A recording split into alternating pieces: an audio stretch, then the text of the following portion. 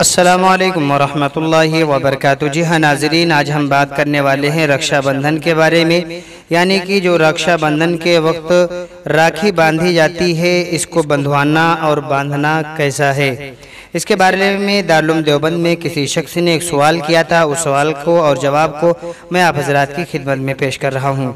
सवाल कुछ इस तरीके से किया था कि मैं इंडिया का रहने वाला हूँ, क्या कोई हिंदू लड़की किसी मुसलमान लड़के के हाथ पर राखी बांध सकती है? बराए करम तफसीली जवाब इनायत फरमाएं। दारुल देवबंद से जो जवाब दिया गया था, बिस्मिल्लाहिर्रहमानिर्रहीम।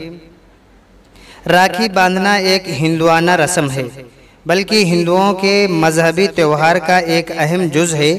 किसी मुसलमान के लिए हिंदुओं के मजहबी त्यौहार में शिरकत करना या उसके किसी रस्म को अपनाना क़तअन जायज़ नहीं है।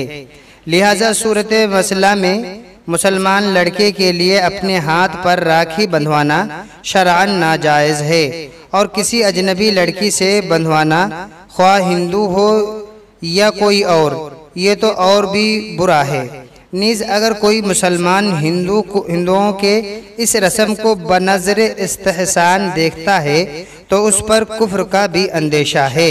यानी अगर कोई खुशी से उसको पसंद करके उसके बाद बंधवाता है तो कहते हैं कि उसके कुफ्र का भी अंदेशा है। इसी तरीके से एक दूसरी बात है कि ऐसे मौके पर मुबारकबाद देना ये कैसा है। तो नाज़रीन, हम आपको बता दें कि मुबारकबाद देना भी जायज़ नहीं है। ये हिंदुओं के ख़ास त्यौहार होते हैं, गोया कि मुबारकबाद देना कि दिल से हम इसको पसंद करते हैं, तो लिहाजा इसलिए इससे इन बातों से एतराज़ बहुत ही ज़रूरी है।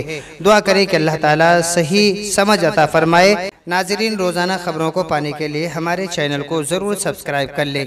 जज़ाकल्लाह। अस्सलामु अलैकुम वरहमतुल्लाहि वबरकातुहू।